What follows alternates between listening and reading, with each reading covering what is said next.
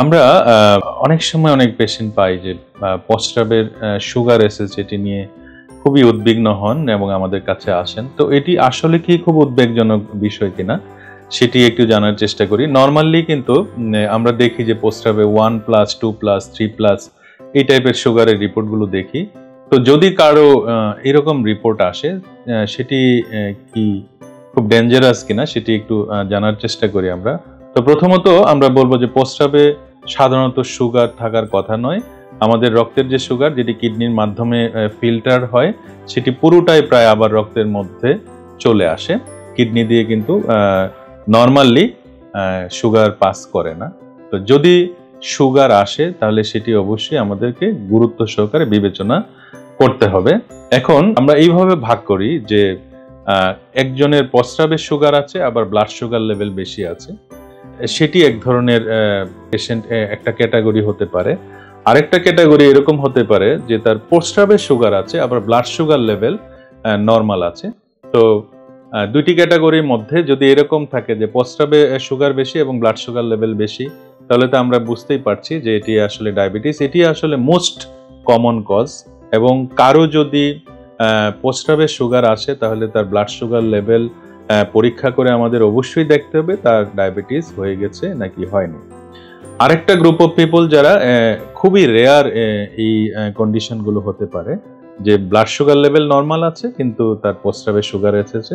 এটি কি কি কারণে হতে পারে? এটা আমরা বলে থাকি যে রেনাল গ্লাইকোসিরিয়া, অর্থাৎ কিডনির নিজস্ব কিছু ডিজিজের জন্য সেটি হতে পারে।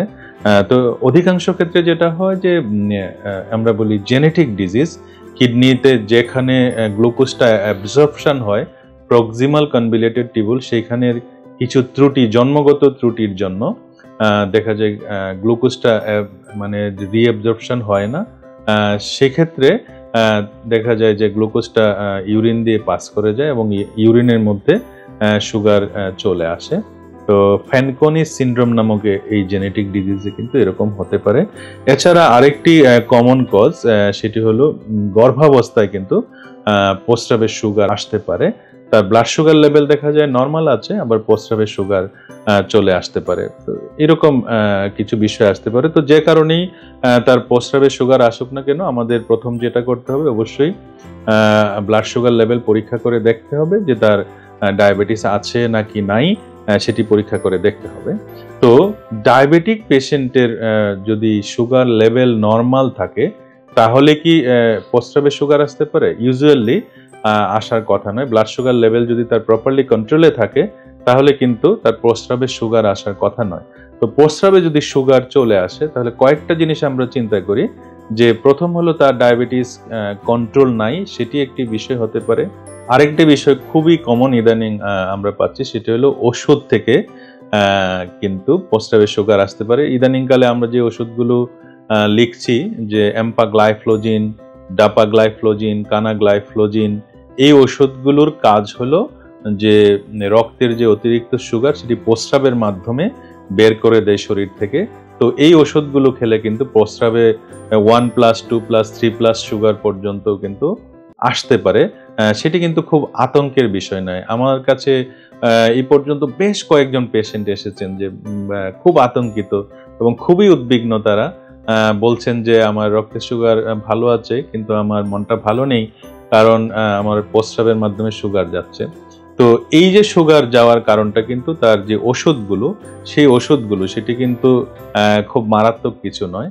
তো এরকম ওষুধের মাধ্যমে বিশেষ করে SGLT2 ইনহিবিটর, এম্পাগ্লাইফ্লোজিন, কানাগ্লাইফ্লোজিন, ডাপাগ্লাইফ্লোজিন, এই ওষুধগুলো ব্যবহার করার জন্য যদি প্রস্রাবে সুগার যায় তাহলে কিন্তু আমাদের উদ্বিগ্ন হওয়ার কারণ নেই এবং এটি একেবারেই খারাপ কিছু নয়। তাহলে এখন কথা হলো যে এরকম ভাবে যদি কোনো ওষুধের মাধ্যমে প্রস্রাবে সুগার যায় তাহলে কি আমরা এই ওষুধটি চালাবো নাকি বন্ধ করে দেব? হ্যাঁ, অবশ্যই আমরা চালাবো। যদি তার শুধুমাত্র প্রস্রাবে সুগার যাচ্ছে এবং প্রস্রাবে কোনো ইনফেকশন নেই বা অন্য কোনো জটিলতা নেই, সেক্ষেত্রে কিন্তু আমাদের এই ওষুধগুলো বন্ধ করার কোনো ইন্ডিকেশন নেই। একটি কথা মনে রাখতে হবে যে এই এম্পাগ্লাইফ্লোজিন, কানাগ্লাইফ্লোজিন, ডাপাগ্লাইফ্লোজিন এই ওষুধগুলো খুবই উপকারী। এগুলো ডায়াবেটিস কন্ট্রোলের পাশাপাশি কিডনিকে প্রোটেকশন দিয়ে থাকে, ফ্যাটি লিভার কমিয়ে থাকে এবং আমাদের হার্টের জন্য উপকারী। এবং দেখা যায় আমাদের যে ভিসারাল ফ্যাট অর্থাৎ আমাদের যে পেটে যে চর্বি আছে এগুলোও কিন্তু কমায় এবং ওজন কমাতে সহায়তা করে এই ওষুধগুলো। তাহলে ডায়াবেটিসের কন্ট্রোলের পাশাপাশি এগুলোর কিন্তু আরো অনেক উপকার রয়েছে, বিশেষ করে যাদের হার্ট ফেলিওরের পেশেন্ট যারা আছেন, ডায়াবেটিস আছে আবার হার্ট ফেলিওর আছে, তাদের ক্ষেত্রে কিন্তু এই ওষুধগুলো বন্ধ করা যাবে না। ইদানিংকালে নেফ্রোলজিস্টরাও কিন্তু এই ওষুধগুলো খুব লিখছেন এবং কার্ডিওলজিস্টরা লিখছেন, নিউরোলজিস্টরাও কিন্তু লিখছেন। তাহলে এই ওষুধগুলোর কিন্তু মাল্টিপল উপকার রয়েছে। সেক্ষেত্রে ডাক্তারের পরামর্শ ছাড়া শুধুমাত্র প্রস্রাবের মাধ্যমে সুগার যাচ্ছে এটি দেখে কিন্তু আতঙ্কিত হয়ে ওষুধগুলো বন্ধ করা যাবে না। একটি জিনিস মনে রাখতে হবে যে ওষুধের মাধ্যমে অর্থাৎ এম্পাগ্লাইফ্লোজিন, ক্যানাগ্লাইফ্লোজিন এবং ডাপাগ্লাইফ্লোজিনের চিকিৎসার জন্য যে সুগার যাচ্ছে সেটি থেকে কিন্তু প্রস্রাবে ইনফেকশন হওয়ার সম্ভাবনাটা বেড়ে যায়। কারণ যে মাইক্রো অর্গানিজম বা রোগ জীবাণুগুলো এই সুগারটাকে কালচারাল মিডিয়া হিসেবে ব্যবহার করে এবং এই সুগার প্রস্রাবে থাকার জন্য কিন্তু ইনফেকশনের চান্সটা বেশি থাকে। সেই জন্য আমাদের পার্সোনাল হাইজিন মেনটেন করতে হবে এবং যদি অন্য কোনো জটিল সমস্যা না থাকে, লিভার এবং কিডনির সমস্যা না থাকে, তাহলে যথেষ্ট পরিমাণ পানি আমরা যদি পান করি এবং পার্সোনাল হাইজিন মেনটেন করি তাহলে অধিকাংশ ক্ষেত্রে দেখা যায় যে এই ধরনের ইনফেকশন বা জটিলতা থেকে আমরা মুক্ত থাকতে পারবো। তাহলে প্রস্রাবে সুগার আছে সেটি আমাদের চিকিৎসকের কাছে গিয়ে নিশ্চিত হতে হবে যে আমার ডায়াবেটিস আছে নাকি নাই। মোস্ট কমনলি প্রস্রাবের সুগার ডায়াবেটিসের জন্য এসে থাকে, তবে সেকেন্ড মোস্ট কমন কজ যদি আমরা বলবো ডায়াবেটিসে আক্রান্ত রোগী সুগার কন্ট্রোল থাকার পরেও তার প্রস্রাবের সুগার অনেক বেশি এসেছে, সেটির কমন কজ হলো ওষুধ, যেমন এম্পাগ্লাইফ্লোজিন, ডাপাগ্লাইফ্লোজিন এবং কানাগ্লাইফ্লোজিন। এগুলো বাজারে এম্পা, জার্ডিয়ান্স এই সমস্ত নামে আমরা পাওয়া যায় এবং আমাদের এখন অনেক পেশেন্টরা কিন্তু এগুলো ইউজ করছেন। তাহলে প্রস্রাবের সুগার সংক্রান্ত বৈজ্ঞানিক তথ্যগুলো আমরা জানার চেষ্টা করব এবং চিকিৎসকের পরামর্শ মোতাবেক আমরা ওষুধ সেবন করব। ভালো থাকবেন সবাই, ধন্যবাদ সবাইকে।